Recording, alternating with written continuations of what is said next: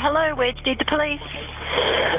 Hello, my name's Jason. I've just come to check on an elderly lady, a neighbour of mine, and she's dead. And I hope the person responsible gets what's coming to him, because for somebody to do that to another human being, it's absolutely atrocious. In the quiet suburb of Sydenham, Melbourne, an act of kindness turned into a nightmare. Vicki Ramadan, a 77-year-old woman, trusted a handyman with a simple job, only to meet her tragic end. This is the story of betrayal, deception, and the pursuit of justice. Vicki Ramadan was not just a name in the headlines, but a cherished member of the Sydenham community in Melbourne. Born on a crisp autumn day in 1942, she was the youngest of 3 siblings in a family known for their hospitality and community service. Growing up in Melbourne's heart, Vicki was raised with values of kindness, generosity, and the importance of community involvement. Her parents, immigrants from Lebanon, instilled in her a strong sense of cultural identity and the joy of sharing one's culture, which she did through her love for cooking traditional Lebanese dishes for neighborhood potlucks. Vicki's life embodied simplicity and joy. She was an avid gardener, her backyard a vibrant canvas of flowers and vegetables, reflecting her nurturing spirit. She often gave away her garden's bounty to neighbors, fostering a sense of community and mutual care. This act of sharing was more than just generosity. It was her way of weaving connections, ensuring no one felt alone. Beyond her garden, Vicki was deeply involved in local events. She volunteered at the community center, organizing events for the elderly, teaching English to new immigrants, and was a regular at local charity drives, often leading fundraising efforts for causes close to her heart, like children's education and women's health. Her home was more than just a house. It was a sanctuary where everyone was welcome. Her front door was rarely locked, symbolizing her trust and openness. Neighbors would often drop by for a cup of tea or advice, knowing they'd find a listening ear in Vicki. Her reputation was that of the neighborhood's unofficial matriarch, someone who knew everyone's name and had a story or a smile for each.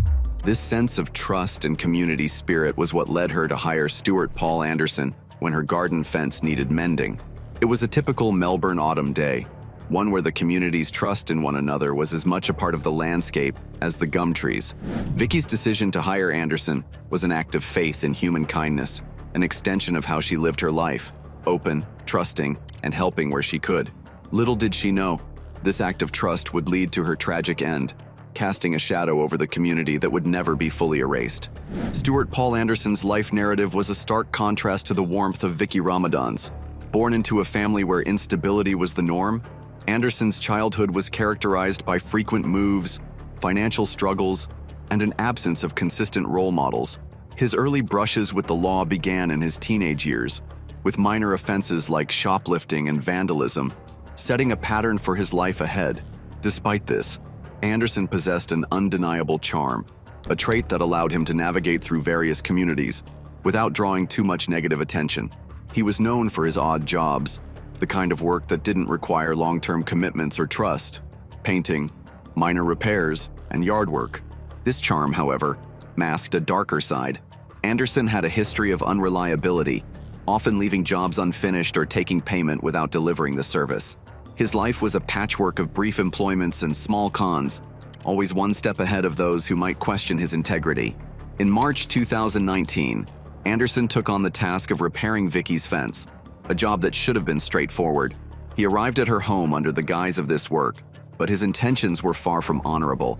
Anderson planned to rob Vicki, thinking she would be away, an opportunity to exploit her trust for his gain. However, when he was confronted by Vicki, his plan fell apart violently. The encounter was brief, but brutal. What was supposed to be a routine job devolved into a tragic crime scene. Vicki, trusting and unsuspecting, became the victim of Anderson's opportunism, her life ending in violence.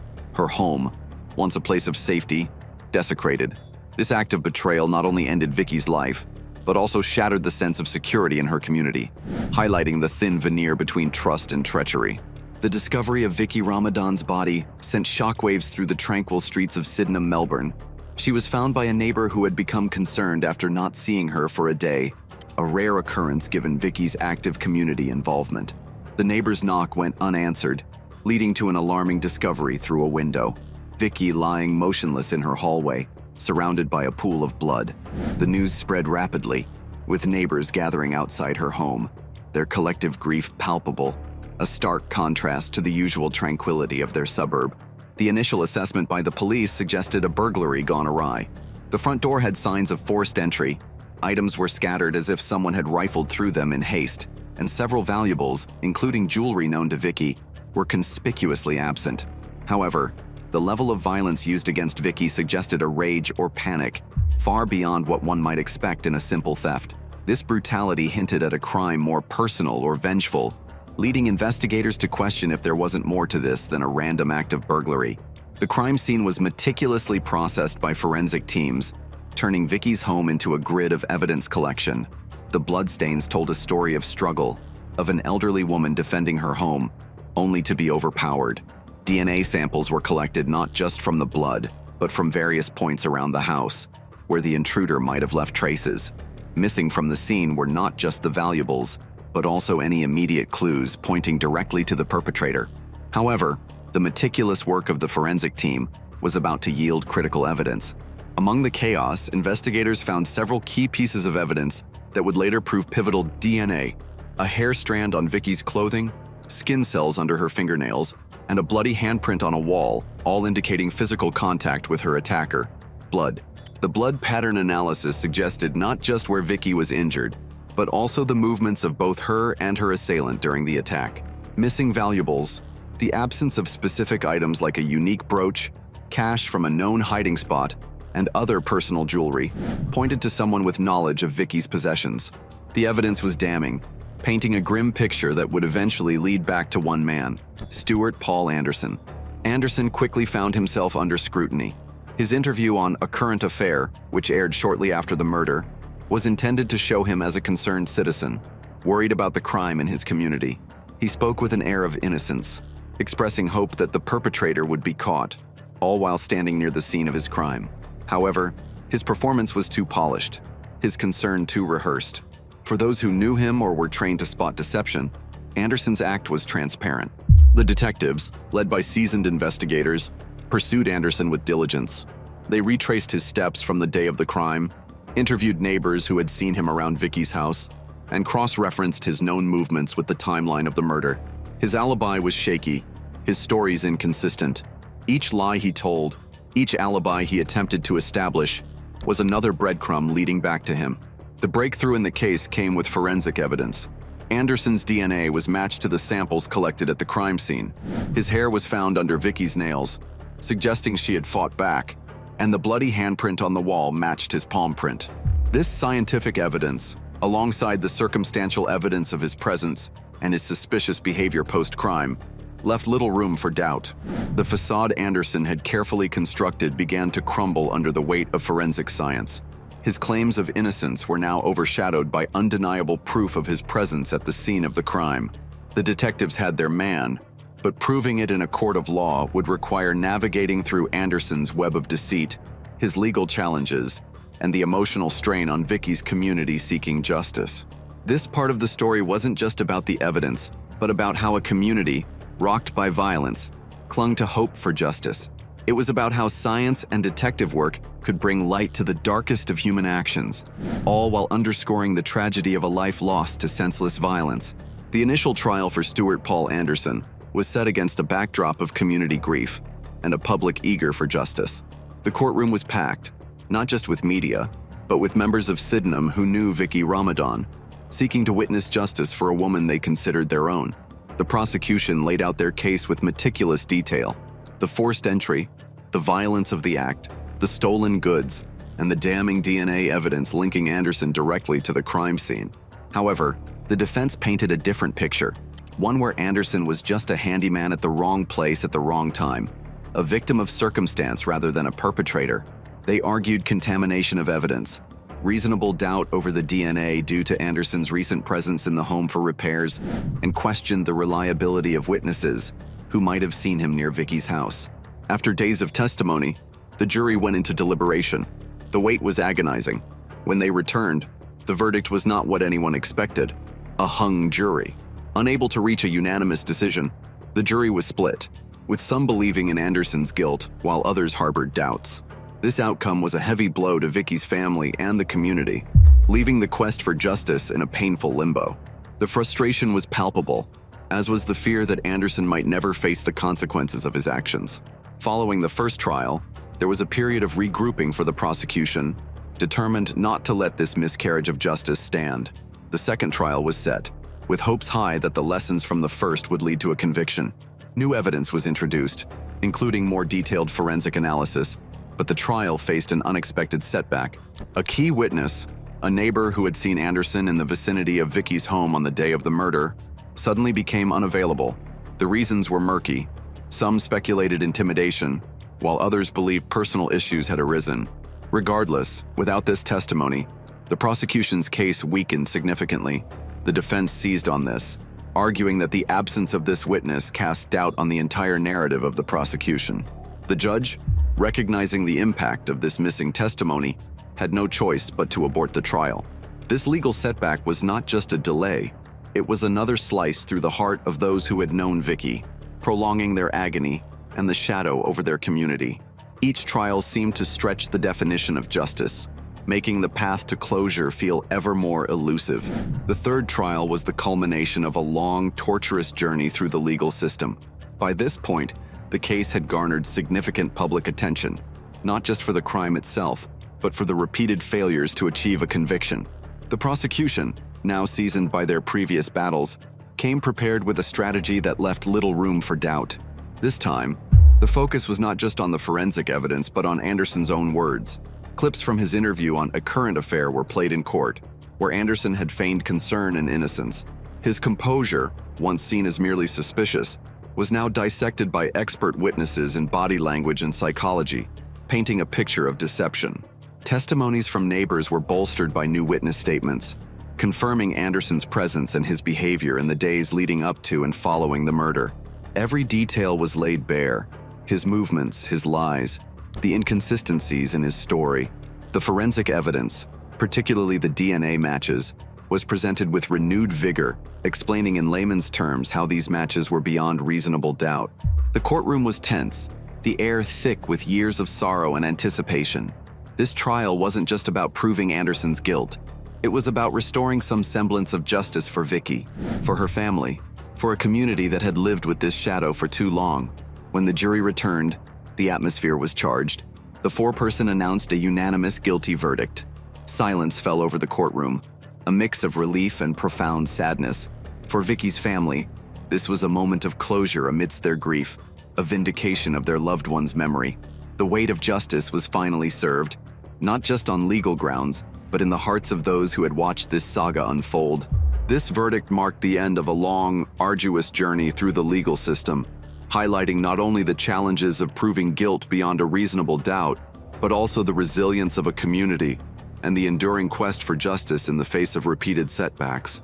It was a story of perseverance, of the legal system's complexities, and ultimately, of a community's refusal to let the memory of one of their own be tarnished by injustice. In September 2024, the courtroom was once again filled as Stuart Paul Anderson stood to hear his fate. The judge, in a tone that resonated with the gravity of the crime, sentenced Anderson to 27 years in prison, with the possibility of parole only after serving 20. The judge's words were stark, emphasizing the brutal nature of the murder and Anderson's consistent lack of remorse throughout the legal proceedings. It was a sentence that aimed not just to punish, but to reflect the profound impact of his actions on a community and a family. The aftermath in Sydenham was a community forever altered. The once open, trusting neighborhood now saw locked doors and cautious greetings. The innocence of their suburb was lost, replaced by a collective vigilance. Yet, amidst this change, the community came together like never before. They held a memorial for Vicki Ramadan, where stories of her kindness, her laughter, and her contributions were shared, not as eulogies for a victim, but as celebrations of a life well lived. Vows were made to remember her not by her end, but by the joy and warmth she brought to their lives. Vicki's garden, which she had tended with such love, did not fall into neglect. Her family and friends, along with neighbors, took it upon themselves to care for it, ensuring her legacy of generosity continued. This garden became more than just a place of beauty. It stood as a living reflection of Vicki's spirit, a reminder of what she stood for in life. Her memory, thus, was kept alive in the hearts of those she touched, in the community she helped build, and in the flowers that bloomed each year, echoing her enduring kindness. The legal journey of Stuart Paul Anderson's case was not just a narrative of crime and punishment, but a profound reflection on the intricacies of the justice system.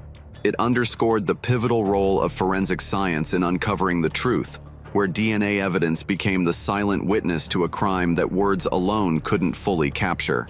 Additionally, this case illuminated how media can shape public perception, from Anderson's interview creating a facade of innocence to the public's demand for justice influencing the trial's atmosphere. Psychologists have explored the betrayal inherent in this crime, highlighting it as a stark example of how deeply trust can be exploited. Anderson's act was not merely a criminal one, it was a profound violation of the social contract that binds communities together. His actions broke more than just the law.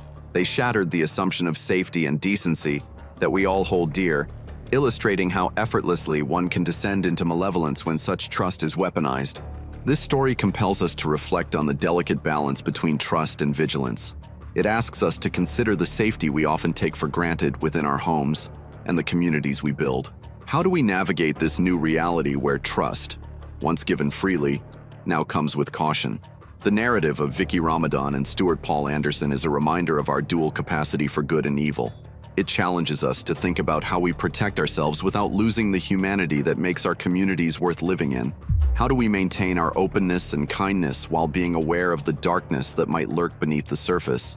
This case, then, serves not only as a cautionary tale, but as a call to ponder on our values, our safety, and our collective responsibility towards one another.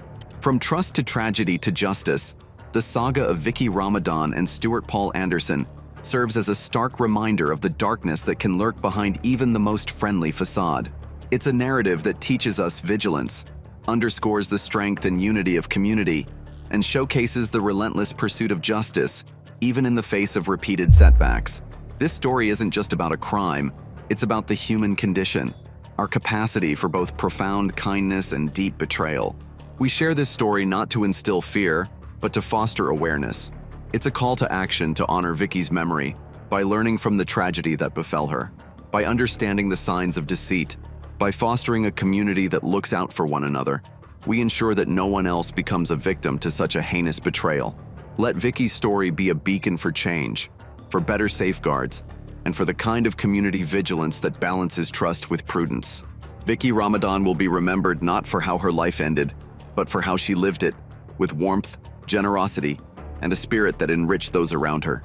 Her story should remind us to cherish and protect the light in our communities, to be the guardians of that light against the darkness.